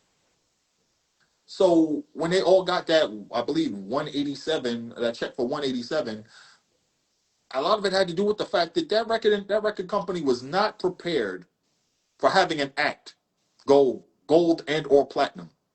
Mm. Because when you're an independent record label, you can handle a certain amount of volume. Mm. But if you go to a one stop distributor and they're like, yeah, we sold 8,000 copies of that record. Sure, where's my money? What money? How you gonna get that bread? You don't have a full machine behind you. Mm. Columbia got a full machine behind them. EMI does. RCA does. They got people that can put you in litigation and get that bread. You got to send goons. You're gonna send goons to Delaware to get your bread. That's gonna cost as much as getting the money. So there's a whole lot of things that happen like with that side. But as again, me being old, I know where the bodies are buried. Mm. So like I was a kid, I was like when people were making records and stuff like that, people would make beat tapes and they would get on a Fung Wall bus to New York to try to sell their beats from Boston. I wasn't around for all that. So I was quite literally in the middle of a whole bunch of things. So when you're that person, you end up doing a whole bunch of things. You wear a lot of hats. People used to bring me demos when I worked at Child Records. I worked Mm. at Child Records between 19. Why am I acting like I worked at Child Records forever? I worked at Child Records for 9 months, and then I feel like I worked there for 5 years because of all the stuff they made us do. But people used to bring me demos. And among the demos, like I first heard what's his name? The dude that runs with Cam, Joel Santana. He was in a group called Draft Pick as a teenager. Somebody brought me his demo with Draft Pick.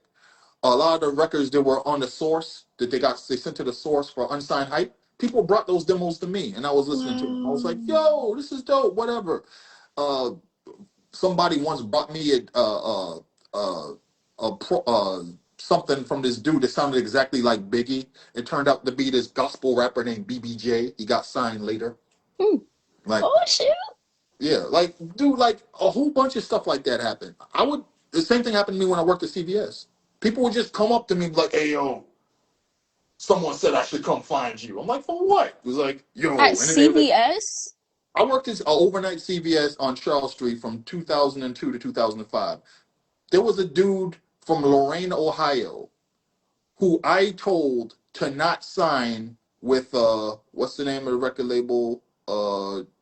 Aftermath. I said don't sign with Aftermath because you will never come out. And I listed everybody who was on the Aftermath roster who never came out. Then I listed everybody they acquired. I was like, they'll never release the album on that label.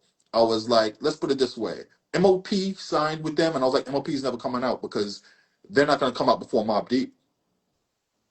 Mm. They're not going to have priority over Mobb Deep.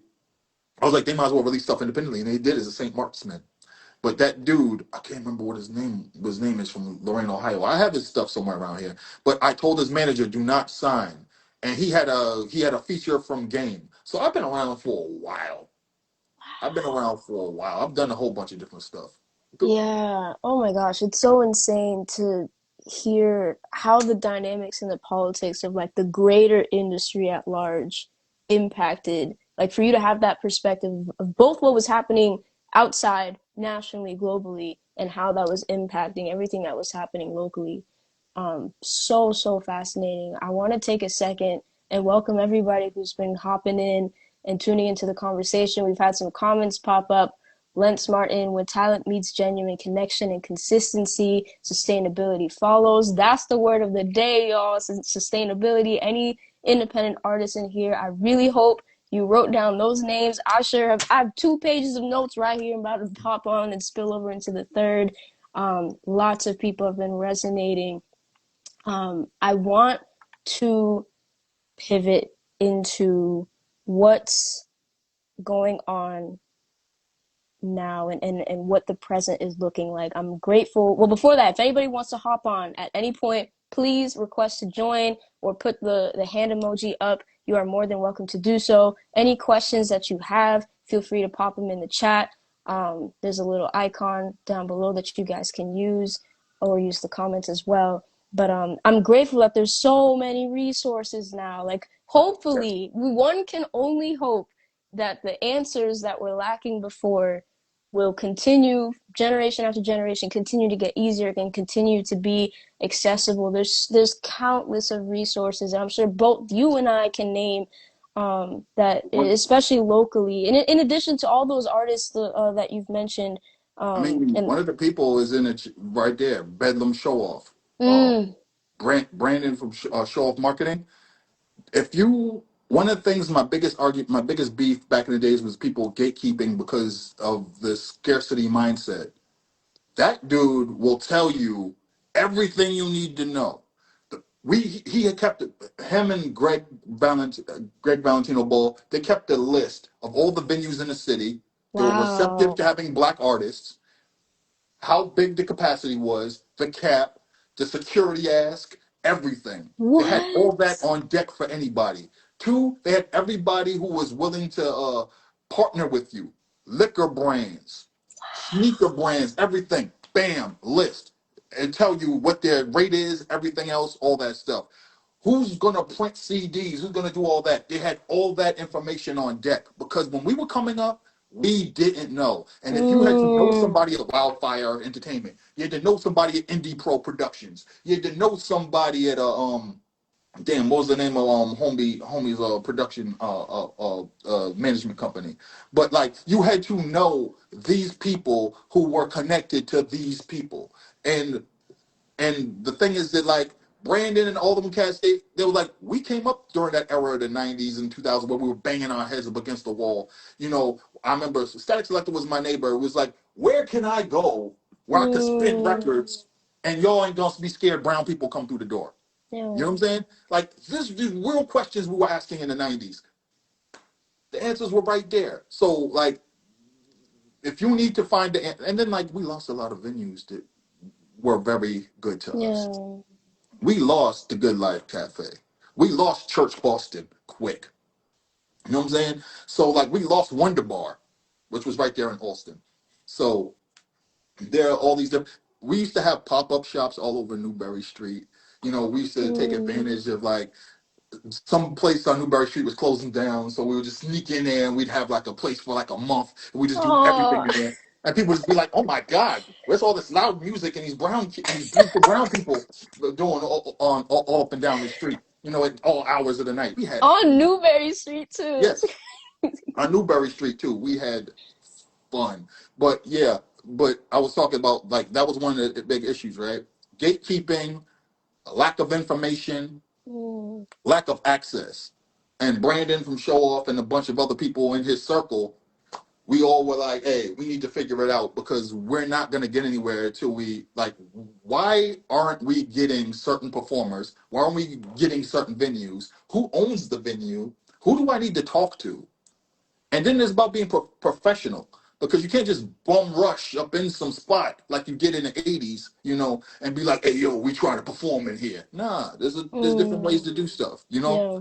And so that's some other thing that we had to get over, you know. How come we can't get in here? And then you Mm. realize the people that actually have the access, that actually have the connections, can't even get on this stage. That's the perspective that we miss a lot too. Mm. Wow. Yeah. The venue issue is definitely still. I'm still seeing places shut down left and right. Um, and I think artists are forced to become a lot more creative with how they bring community together. Basement shows have Third become super spaces. duper huge, like and even on a wider scale. Like I love what LaRussell's been doing. He's been incredibly successful with that, literally creating it in his own backyard. Like it's gotten to that point. It's so interesting to hear that like space. I've heard like in terms of Boston as a whole, like that's definitely one of the biggest issues and complaints I've been seeing is just spaces to gather, people having to create these like unorthodox spaces because there aren't like many traditional spaces to do so. There's a lot of third spaces that are created because back in the days, one of the big issues too with why it had to happen is because there was a dearth of full entertainment and liquor licenses available to black and brown owned venues, Mm, spaces. And that's been kind of remedied a little bit in the past. So like I'll go through different places and I'm like, wait, you could do stuff in here, you could do stuff in here. So like Hugh's right there.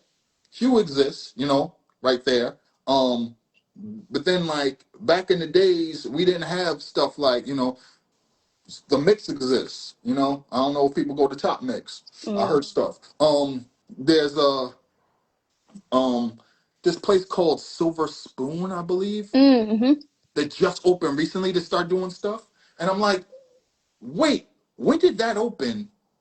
And how? I walked by there not too long ago, and I was like, I heard music coming out. I'm looking, I'm like, oh, they're jamming in there. Like that's brand new. Mm. So, and then the other thing is like a lot of third spaces had to come up because we didn't have other places. So people would be using bodega for Mm-hmm. multiple uses. People would be using lace for multiple uses. You know, AWOL, the AWOL store in Austin, which was right next to, Wonder Bar, had Wow. all these alternate uses. Like these are sneaker stores. These are Mm. apparel stores. Mass Apparel, which was in Austin, doesn't exist anymore. These places became, double uses. People were doing spoken word events out of there. Just Bookish. This Mm. is what happens at Just Bookish now. Frugal Yep. Cafe, Frugal Books. These places are like, we need to be multiple things because in LA, that's how it started. You had a Mm. vegan juice cafe, part restaurant, part shopping, part store, and it was like we're gonna open up and we're gonna have an open mic venue for young performers, and that birthed a whole scene that changed hip hop culture forever because somebody place decided we're going to be a third space. So Mm. these are the things that often happen. They say necessity is the mother of invention, right? If you can't figure it out this way, we need to do something else. Right. And I Right. think that that's a lot of the ingenuity that is always necessary in a town called like Boston, where it's supposed to be really progressive, it's supposed to be really liberal. At the same time, you have to fight and yell and scream and kick and drag people over the finish line to progress. And then when you get them over the finish line and everybody praises them for being progressive, they take credit for it when it's like, we all had to drag you across here. That And part. that's the reality of the city. That part. Oh gosh. Oh, you just spoke a gem. I wanna bring in a question that we got from Lance Martin. Lots of gems today. Thank you. Dart, in your opinion and based on your tenure, should slash can AI have a place in music creation as a tool? Uh, my initial answer is no. My secondary answer is hell no. My tertiary answer is hell no. Um, let's put it this way. The beauty of music, the beauty of art, is that you created it. Now, here's the thing about art and music and literature and everything that people don't say, but it's true. We always lived in a remix culture. Always Mm. lived in a remix culture. So that means that some Oof. trope, some idea, some music form, some chords, some notes, some chord progression, some bass line that happened before, that we heard before, lends to us making something new on top of it. Mm-hmm. Already knowing that, why the hell you need AI? Because what AI needs to do is learn from everything you do. But here's the problem with AI. AI has never breathed, never blinked, never thought, never spoke, never ran, never had holding apart. AI has never been embarrassed. AI has never had beef. AI has never had a slow car pull up to it on the curb. For that reason, AI has never been heartbroken. AI has never had a cry. Mm. AI has never, ever, ever felt pain. AI hasn't had an arm go to sleep on it, and when they woke up, it was pins and needles and they had to punch it. Mm. What I'm saying is that without these very human experiences, how the hell are you going to create art? How the hell are you going to write? How the hell are you going to try to evoke emotion from somebody else? That's the whole point of art. That's the whole point of art. People think that I'm the best, I'm the super lyrical, whatever. DMX got your money. How? He evoked an emotional response in the listener. Mm. Tupac. There are Tupac murals painted on every corner of the world. Why? Because he evoked an emotional response in listeners and audiences, and they saw themselves in him. Yeah. How in the hell is a machine that never experienced anything going to do that? And if you're talking about Um, I'm going to take this beat and loop this beat and this progression or whatever. We already do that. It's called sampling. We already do that naturally. Mm. Let's put it this way. I've been on this planet 50 years. My memory is insane. All right. People joke and say like I'm a human computer. So I feel like I'm very in tune as a person to speak on what AI can and can't do and its limitations. AI Mm. can copy things, but it doesn't know why. AI can take words and put them into a word salad, but it doesn't know why these words go together. Mm. I know why. I can use vocabulary and I can say words wrong on purpose. I could change words in a sentence to say something funny, but I know why I'm doing it, Right. and I know that there's a history of it before me, and I know if I say this, you're going to laugh because it's funny, and I know why it's funny because I've heard it and I laughed. AI can't do that because AI has never experienced humor, so it doesn't know what it is. It doesn't know what sarcasm is because it never had to use it or never Mm. had it used on them. If you've never been embarrassed, if you've never felt pain, if you've never felt lost, then how can you evoke that feeling in somebody else or Mm. relate it to somebody else? And that's what music does without doing it with words. So how can you do that? You can't do that with AI. It's impossible. So no, I don't think AI has any real role in creation because humans by nature already do the function that you want AI to do and have for thousands of years. I can run down the list of every trope in literature, in film, in television, in books. I could run down to you all the tropes in the music industry. The Mm. first lady of a group. You know, everything that's being done is a version of something that existed before already. Right. Right. So why do you need AI to do that? We already do it. We've already done it. We already will do it. Mm. Imagine AI create AI jazz. You can't do it. The art of improvisation is impossible with AI. And life is about improvisation. Sometimes you gotta lie. Sometimes you gotta fake it till you make it. Sometimes you gotta pivot. That's a human trait Mm. Mm-hmm. built out of need. And the other part is that what people understand too about fear, right? Fear is not you being scared. Fear is a form of intelligence.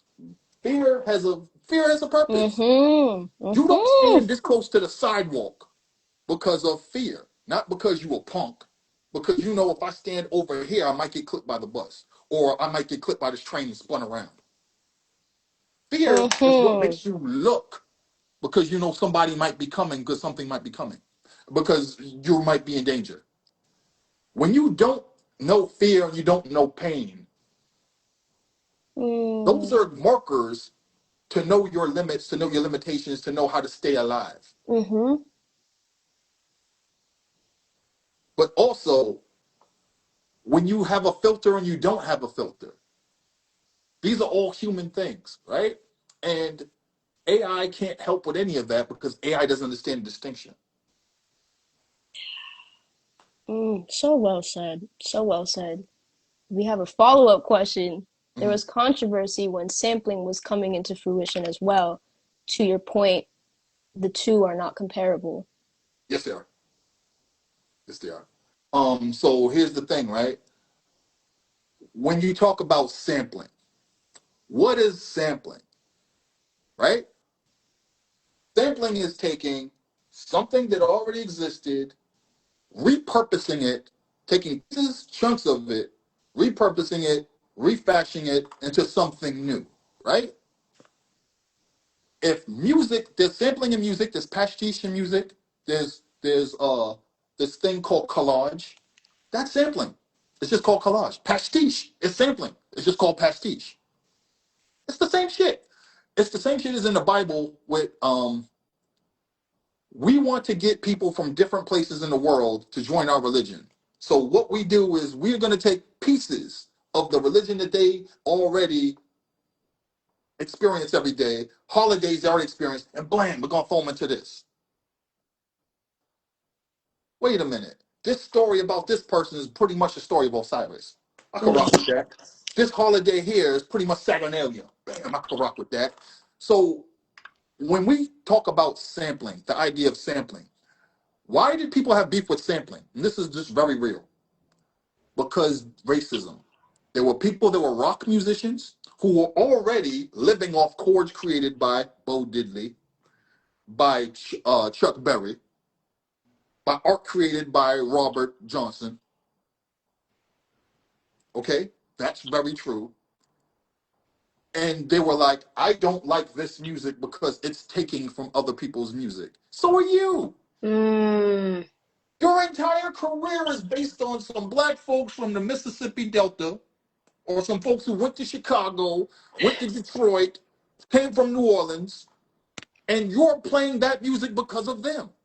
Mm. So what the hell do you mean you don't like sampling? You sample every day of your life. So the thing about like the idea of sampling is just when I write if I write if you make a comic book, if you make a film, the premise of it is something that already existed as a trope or an idea before, but I have to put a new spin on it. Every time you make the zombie movie, where did the idea for the zombie movie come from initially? The idea of what the undead is. Then the first time Mm. somebody says, I'm gonna make the undead run. Mm. And then someone said, okay, what else? What else can I add on to it? It's it's sampling, it's taking from this, taking from this, taking from this, taking from this, taking from this. You can't do this. You could do the same thing over and over again. Add layers, add layers, add layers. That's a similar thing, right? And again, why was there controversy over sampling? Very simple.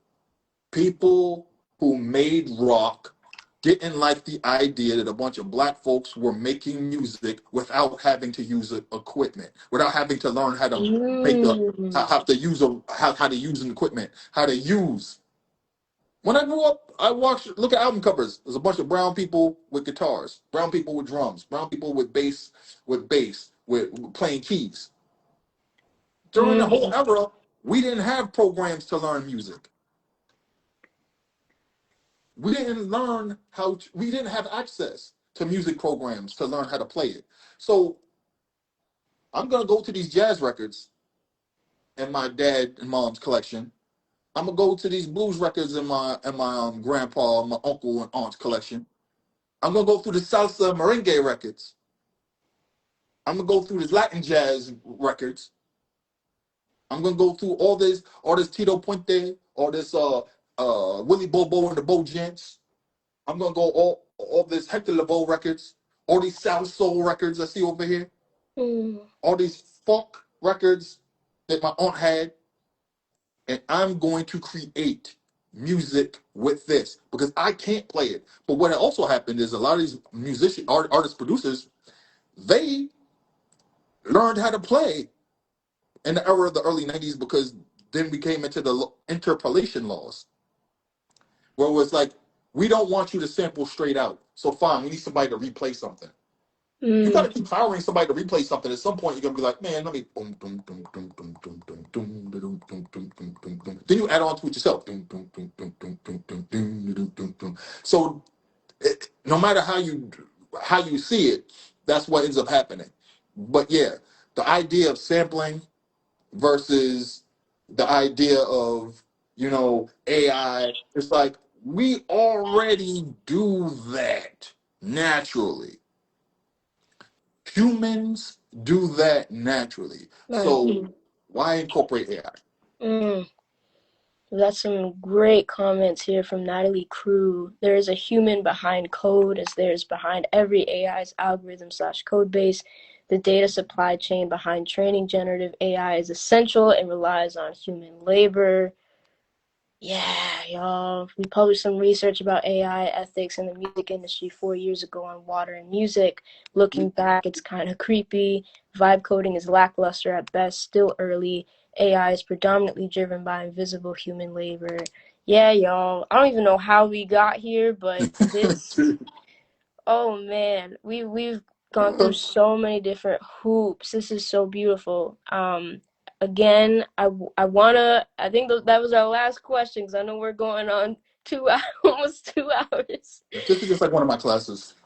No, literally, like, I, when I tell you, this is my third page of notes that I have here. I think we can all agree that, we can ask you questions for days. Um, I think the note that I want to end on, if you have time for one more question, Dart. Yeah. This one's about you. I feel like it's very easy to, um, you know, I think most people ask you so much about different pieces of information, knowing that you have such wealth of knowledge, and I wonder if enough people ask about you for real. And I think, as you said, like, people deem you to be a human computer. You might be the closest thing we have to a walking encyclopedia. And that's a lot of responsibility to take on, right? Like, Mhm. when you start to become a trusted resource and people recognize you to be this expert, like, how, I mean, even the term like Boston Griot and all of these things, like, that's, it can be a lot of weight to carry. Mhm. And knowing that a lot of people look to you to discover certain truths about not just this city, but like culture in general, and the world. How have you processed those titles and that weight that you carry? And was that ever something that you even intended to become in the first place? Uh, if if that wasn't my intention, absolutely not. But how I got here was my dad, who was from Honduras. He was a self-determined person. He didn't tolerate BS. Mm. He was like, "I don't lie to me. I'm going to find out the truth. I'm going to come back and I'm going to throw it in your face." He's a He very was a matter of real fact one. person. I grew up with a bunch of uncles that would watch. We would watch movies, action movies, TV shows, and they would be like, I'm not going to say the Spanish word that they say that's an expletive. It was like, man, that's bull. Let me tell you something. That gun right there, it has this suppress rate, is this rate. If you try to shoot that gun that way, holding it, it would break every bone, it'll shatter your ulna. Or that woman shoots that gun with those shoes that way, she's gonna land on her ass and and she's gonna be unconscious. Or that's not how that works. When a plane comes in, it doesn't come like that. We'll be watching a movie, it'd be like Mm. Navy SEALs fighting underwater. It's like, first of all, that's not how Navy SEAls fight underwater. They hold the knife like this, they go like this, try to cut an artery, and then you're dead and you're bleeding in 3 seconds, and then they go off on their business. He was like, there's no way nobody's fighting underwater for 3 minutes like that. He was like, that doesn't happen. And I'm like, how do you know? My father calls a Navy SEAL, he tells me on the phone. That's the kind of life I live, Oh my right? gosh. So that's one level. Now, in terms of how did I get here? Very simple. God doesn't make mistakes. Mm. When I was evicted from where we lived at 487 Mass Ave, we lived with my sister for a while, and then we got called that their apartment opened up in Methunian Manor. Um, and how this apartment opened up, this is wild. My boy, who just got signed to a major record label deal, uh, he got a deal, got money, and he moved his family to another apartment. So this apartment opened up. Um, and he then he went on to work with New Edition, Bell Biv DeVoe, a whole bunch of other people. So I move in here, and directly across the street from me, right there, is a man named Alan Rohan Craig, who passed away in 2007. Mm. It says Griot of Boston. Oh He my is god. he is one of the founding people that showed everybody that Boston had vibrant black life, and his entire home was pretty much a museum of all his art, all his work. Going back to the days of the Wow. Harlem Renaissance, he was painting depictions of black life in this neighborhood in Boston. So he was a historian. He wrote the history of everything on all the things that he grew. He was like a historian himself. Now, around the corner from me, where I live, is this guy. I don't know if you ever heard of him, Mel King, Mm. the other Boston historian, the man who quite literally wrote the book on Black Boston, Chain of Change. The copy he handed me. It's right over there. And it's the same copy that I held when I stood in front of his mural for in a documentary. So I would ask my mom. I was like, "Mom, what was this? What was this? What was this happening?" She was like, she would either say, "Ask Mr. Cripe" or "Ask Mel." And I was just like, "Wait, I can do that?"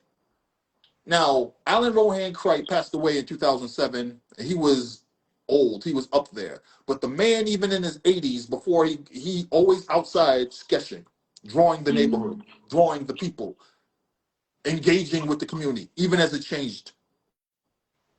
And Mel did the same thing. Mel was one of the people who was around when Malcolm X and Martin Luther King were here in 53, 54 at the same time. When Martin and Coretta were living in Lincoln apartments down the street. When Martin had his apartment on Mass Ave and Coretta had her apartment not too far away. And she was going to the conservatory for piano and voice. Mm. And he had been around for all the changes too. So when I needed to know something about the history of the neighborhood, I'll either go to Mr. Cripe or I'll go to Mel. Mr. Cripe died in 2007. Mel died probably recently. He passed away recently, but that one hit hard because I seeing that man, in different stages of life, deteriorating, going from being when the first Mm. time I ran into Mel and talked to him, I was very nervous to talk to him. I'm not nervous at anything. I'm not scared of anything. I'm from this neighborhood. And I goes like, Mr. King. And everybody's looking. And it was like looking at him, looking at me. And this one woman broke the ice, thank God. She says, Mel, it's you 35 years ago. Everybody starts laughing because we're both the same height, both bald, both had goatees. And so it's like, and he, before I keep talking, he's like, ain't you Barbara's son?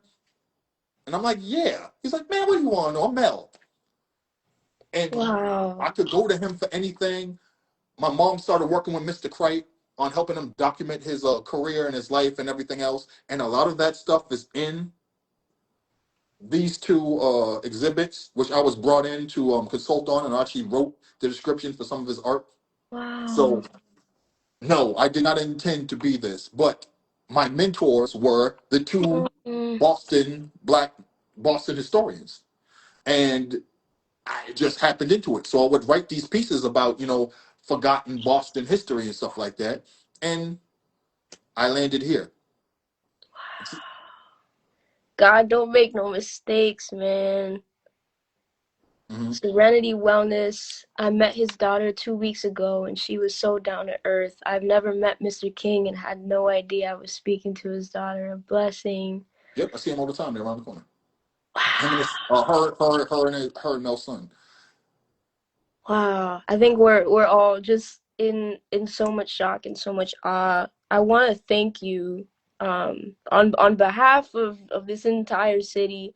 You've impacted generations. I'm a prime example. I just got here. I just landed here. There were, like I said earlier, people in the Discord who know of you and recognize you. I hope you understand how far your impact has stretched. And I want you to know that you are so important and necessary, not just because of the information you carry, but the thing that lives underneath all of the piles of songs and dates and moments that you've committed to memory. Like underneath all of that is, I hope you all have felt this genuine, like unconditional love that you hold for this community and for the world at large. It's felt in your writing, in your speech. It's felt in the fact that you decide to walk with your feet and touch the city with your feet rather than drive. Like I just I'm so grateful to you. We're all so grateful to you, and I pray that you remain divinely protected. Thank you so much, Dart, for hopping on here. I think this concludes our Beantown Talks. We're hitting right at 4 o'clock. Oh, Thank wow, you to 2 hours. every single person who has stayed on. I know this was a long session. Dart, thank you so much. We were planning for a 30 to 45-minute conversation. I just appreciate you for taking the time out of your day and just being just being. The Hey, folks are asking for a part two. this is what I do. This is what I'm here for. And anybody could have told you that it wasn't going to be 45 minutes because one of my other names is Yapkin America. So we're starting with 30 minutes. The next thing you know, it's like, all right, we gotta leave. We got work in the morning. So yeah. I feel that. I feel that. Natalie Crew, your integrity and you've always moved mountains is uncanny. Appreciate you, Dart. Thank you, Oh Natalie. man. Y'all throw all the hearts in the chat. We got a whole bunch of gems dropped today. I like somebody was asking earlier, part 2 to 9. Hey, Um, all the that's why I'm names in we so get. many. That's why I'm in so many documentaries. They sit me down. I was like, all right, this interview is gonna be probably maybe an hour to 90 minutes, and the next thing you know, 6 hours later, it's like, all right, we gotta order lunch. I mean, can you tell the people where they can find you, where they can support you if you want to plug in? I mean, I know you have books and you have podcasts as well. Like, please let the people know. So, you can find me Dart underscore Adams Instagram. Dart Adams on Blue Sky because Twitter's a hellscape. Um, don't even bother with don't even bother with what is it, Facebook, because I'll go to my high school locker before I check Facebook. Oh, Right? Well, I'll go there before I check Facebook. There's messages from 6 months ago, and I'm like, bro, you messed up. I don't be Dart. I don't be here, dog. Why do it to yourself? But partners with the neighborhood line, the banner line, Boston Legends with Mathematic Athletics. We make all the shorts and the jerseys that you've seen around. That's us. We do that. Um, I'm with Everyone 250 right now, which is through and like Embrace Boston. That's a card Sir. with my name on it, and that's an actual real title that I have. Can you believe it? That's crazy. Um, I don't get it.